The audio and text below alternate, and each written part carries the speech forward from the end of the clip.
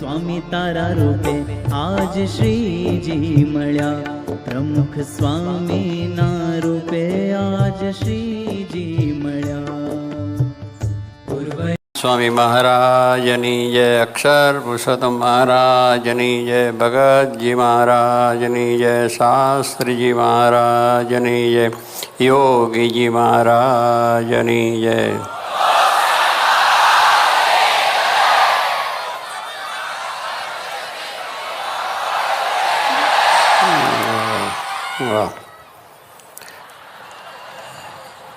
આજે અહીંયા આપણી સભા છે, એમાં બધા યુવકો છે એ પણ આવ્યા છે, એમને પણ માર્ગદર્શન મળે એને માટે સભા છે। અને સાથે સાથે મહત્ત્વની વાત તો પાયાની વાત જેને કહીએ કે આનંદથી જ આપણો સત્સંગની શરૂઆત છે। શાસ્ત્રી મહારાજે પધાર્યા અને અહીંયાથી જ આપણે બોચાસણનું મંદિરના પાયા નખાયા છે, અને એ રીતે ઉત્તર આજે ક્યાં સુધી સત્સંગ વધ્યો છે એ બધું આપણે જોઈ રહ્યા છીએ। એટલે એનું મૂળ કારણ આનંદ છે। આનંદ તે વખતે હરિભક્તો પણ જે હતા એ કંઈ એટલા બધા એ નહોતા, પણ એમની ભાવનાઓ બહુ મોટી હતી। સ્થિતિ પ્રમાણે, આવક પ્રમાણે નહીં, પણ તે દાડે ખરડો કર્યો તો 40,000 રૂપિયાનો થયો હતો બધાએ મળીને, એટલે એ પરિસ્થિતિ હતી। પણ એ પરિસ્થિતિને આજની પરિસ્થિતિ જોતાં આજે એક એવા 40 લાખ આપેવા થયા છે। એ ભગવાન સ્વામિનારાયણનો, શાસ્ત્રી મહારાજ યોગીનો પ્રતાપ છે। અને સત્સંગ વધ્યો તે ઠેઠ અમેરિકા, લંડન, યુરોપ સુધી આખો ચાલ્યો ગયો। એટલે એ જે જૂના સત્સંગીઓને એમનું જે આ પરિવાર, એનું આજે અહીંયા જે સન્માન થયું છે એ ખૂબ આનંદની વાત થઈ। કારણ કે તે વખતે જે સત્સંગની શરૂઆત, જ્યાં કોઈનો આપણને સંસ્કાર ન હોય, અને શાસ્ત્રી મહારાજને ગામો ગામ કે કોઈ સત્કાર પણ ન કરીને બોલાવે પણ નહીં, અને કંઈ સહકાર પણ ના હોય, એ વખતે જે સત્સંગનો પક્ષ શાસ્ત્રી મહારાજને માટેનું જે માથા આપી દેવા એવા પાછા શૂરવીર, કહેવા પૂરતા નહીં, એવા શૂરવીર બધા, નાનું વડદ ને રેવનદાસની ખડકી કહેવાય, એટલે શૂરવીર જ બધા હતા। ત્યારે જે જોઈએ ત્યારે એમનો ભક્તિ ભાવ કહેવું, બીજું ત્રીજું તો કહેવાનું શું છે કે તે વખતે પણ જે પોતાની શક્તિ અનુસાર તન મન ધનથી સમર્પણ થઈ ગયા, એને તો સમર્પણ થયા, પણ સાથે સાથે તે વખતે સંતો પણ એમને આપ્યા। કારણ કે પૈસાથી તો સેવા થઈ જાય, પણ ત્યાં મહેનત કરનારા જોઈએ તો એવા શૂરવીર ભક્તો, ભક્તિવલ્લાસ, સોમા ભગત ને એવા બધા ભક્તો કે જે આમ અડીખમ માણસ, કે જે પથરા ઊંચકવા, કામકાજ કરવું, અને કોઈ પણ કામમાં પાછા જ ના પડે। સારંગપુરનું કામ થયું ત્યાં પણ વિરોધીઓ બીજા ત્રીજા હોય, પણ એની સામે પણ ટક્કર ઝીલી શકે એવા બધા હતા। એટલે શૂરવીરમાં જેમ તન મન ધનથી સેવામાં શૂરવીર હતા, એમ પોતાના આ સમર્પણની અંદર, એટલે સેવામાં સાધુ થઈને પણ સેવાઓ કરી।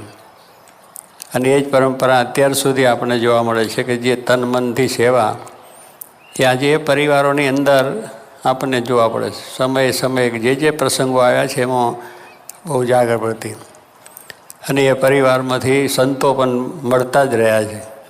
અત્યારે આ મહંત સ્વામી આપણે જોઈએ છે, ડૉક્ટર સ્વામી છે, ઘનશ્યામ સ્વામી છે, બીજા આજે એમનો 2 વાત કરી ત્યાં અમેરિકા છે, અને એક 2 અમેરિકા છે। એટલે કહેવાનું શું છે કે એવા મોતી ભગવાનદાસના અને ચતુર્વેના કુટુંબમાંથી થયા છે। એટલે આવી રીતનું આપણે સમર્પણની અંદરની, એટલે આમથી સેવા થઈ છે, અને સંતો આપ્યા એનાથી પણ સેવા થઈ છે કે આજે દેશ પ્રદેશમાં જોગીમાની કૃપાથી આવો સુંદર સત્સંગ કરાવે છે। ખૂબ સાધુતાવાળા, ભગવાનની આજ્ઞા ઉપાસના દ્રઢ, અને જીવમાંથી એવું બળ કે ભગવાન રાજી થાય ને આ સત્સંગ અક્ષર પુરુષોનું જ્ઞાન સર્વને દ્રઢ થાય એવું વાત।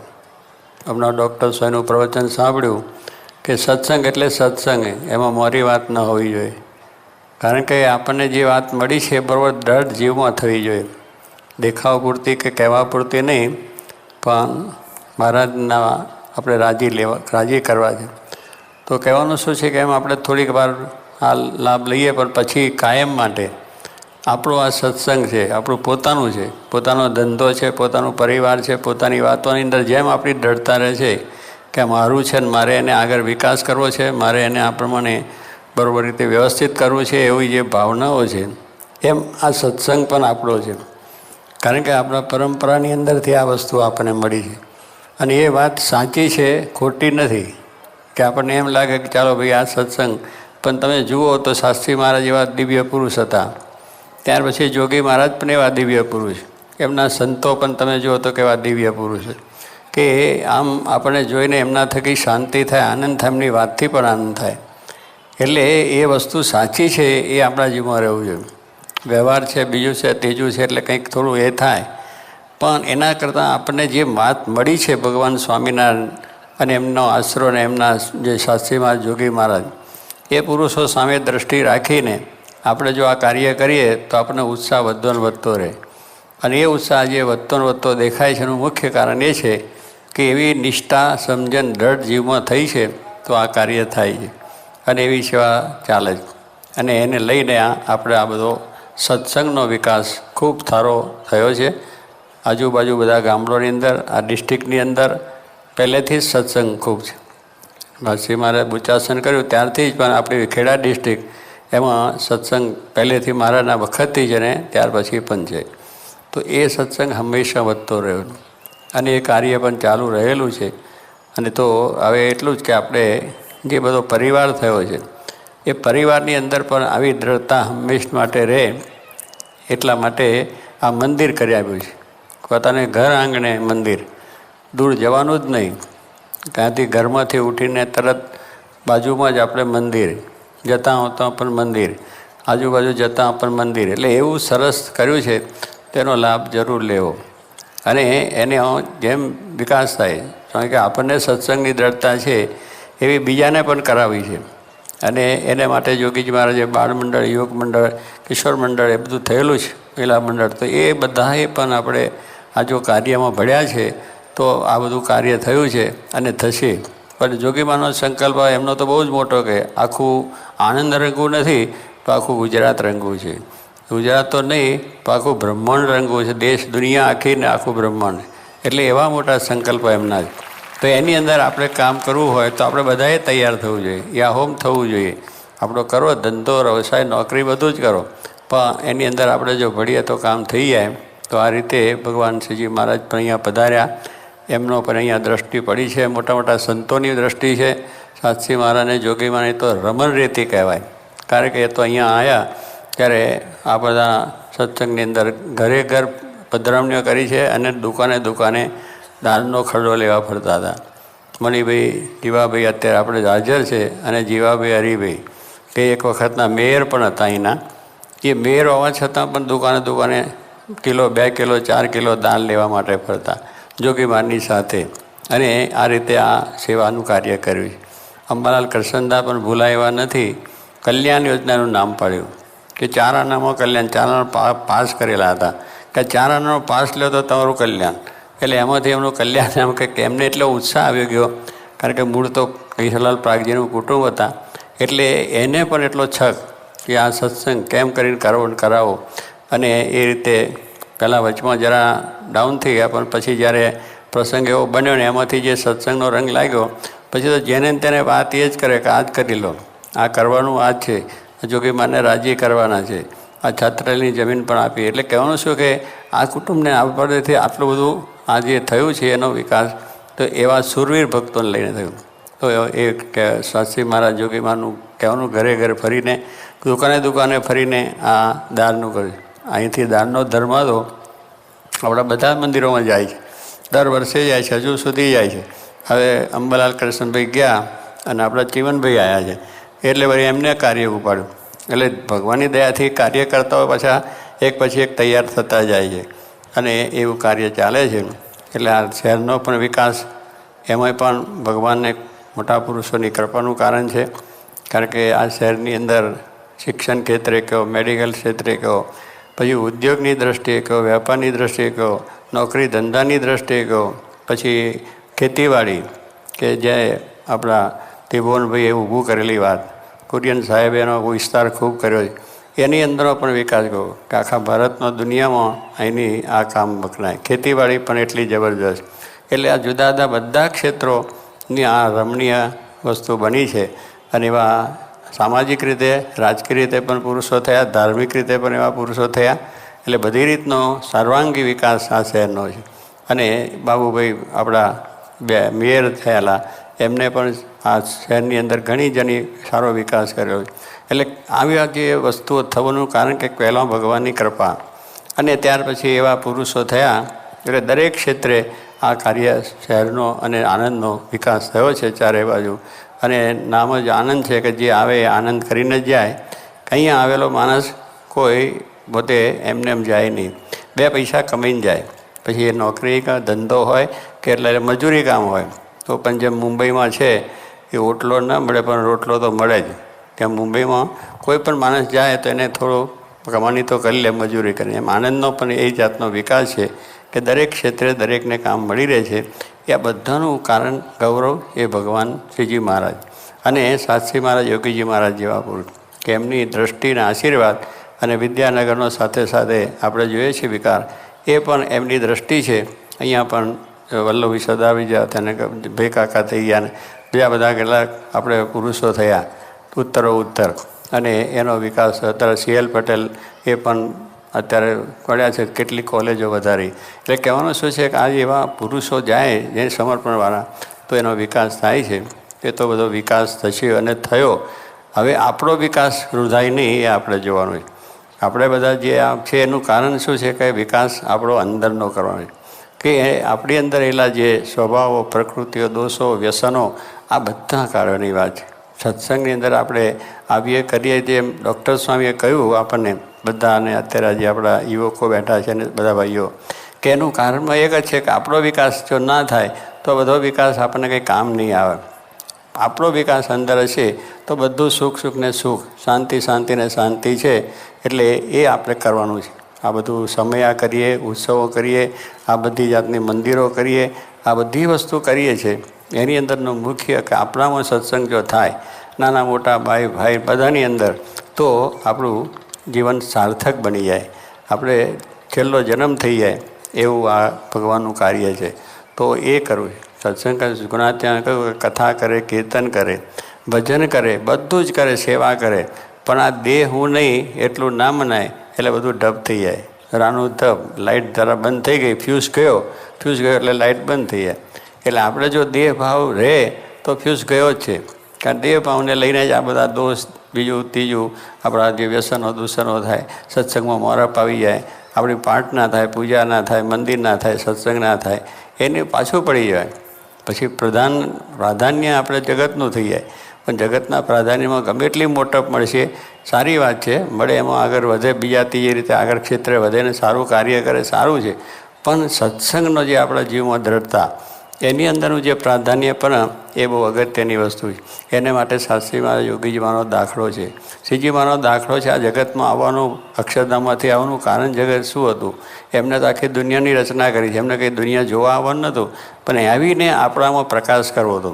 આપણામાં ધર્મ, જ્ઞાન, વૈરાગ, ભક્તિ, સત્ય, દયા, હિંસા, વંજા, પરોપકાર, દયા, આ બધી વસ્તુ આપણામાં કેમ વિકાસને પામે, એટલા માટે એમનો અવતાર હતો. શાસ્ત્રી મહારાજને એમને એ જ દાખલો કર્યો કે બધાને આવો સત્સંગ સારો થાય તો સુખ્યા થઈ જાય. જો કે મહારાજનું શું હતું? ભગવાન સર્વનું ભલું કરો.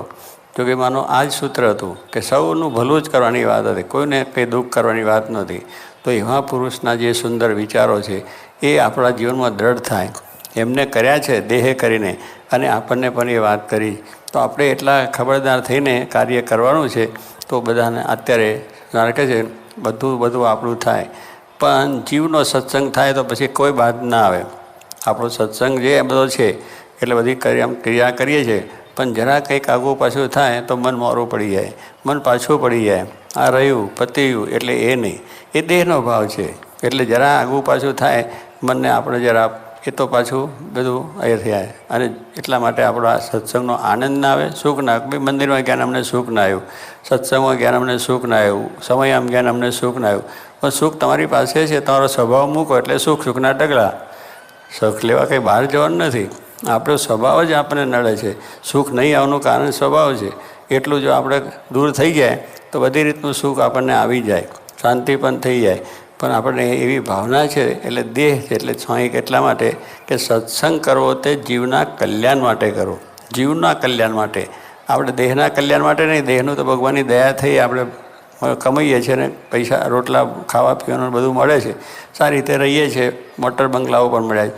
એટલે એ તો આપણે એમની દયાથી મળવાનું છે, પણ એથી આપણું નથી. જીવની અંદરનો સત્સંગ થાય કે આ પ્રમાણે આપણે ગમે એવા પ્રસંગોની અંદર પણ આપણા જીવની અંદર બીજો વિચાર કે બીજો સંકલ્પ ના આવે કે ચાલો આ સત્સંગ મૂકીને બીજે જઈએ, આ બીજા આ મહાત્મા મૂકીને બીજે જઈએ. આપણે જે મળ્યા છે એ ભગવાન સ્વામિનારાયણ એ સર્વોપરી છે. અને સાચીમાં યોગીજીમાં જેવા સંત મળ્યા છે, સાધુતાવાળા, સાક્ષાત ભગવાનનું સ્વરૂપ, જેના દર્શનથી જેની વાતથી આપણને શાંતિ થાય એ દુનિયામાં ક્યાંય નહીં મળે. એવું વસ્તુ ક્યાંય મળવાની નથી. શાસ્ત્રી મહારાજ જેવા પુરુષ બોલ્યા કે જોગી મહારાજ જેવા સંત છે એ ક્યાંય બ્રહ્માંડમાં ના મળે. અનંતકોટી બ્રહ્માંડમાં જોગી મહારાજ જેવા સંત ન મળે. એ શાસ્ત્રી મહારાજ જેવા પુરુષ બોલ્યા છે. એ કોઈ સામાન્ય વ્યક્તિ નથી બોલ્યા, જેને આખું આ મંદિર, આખું અક્ષર પુરુષોનું જ્ઞાન અને આ બધું મંદિરોની જાહોજલાલી કરી છે. એ બોલે છે જોગી મહારાજ જેવા પુરુષ. એ જોગી મહારાજ આપણે ઘરે આવ્યા છે, આપણે વાત કરી છે, આપણે સુખ આપ્યું છે, આપણે આનંદ આપ્યો છે. તો આપણે આપણા જીવમાં કેટલો સત્સંગનો કેફ રાખવો જોઈએ.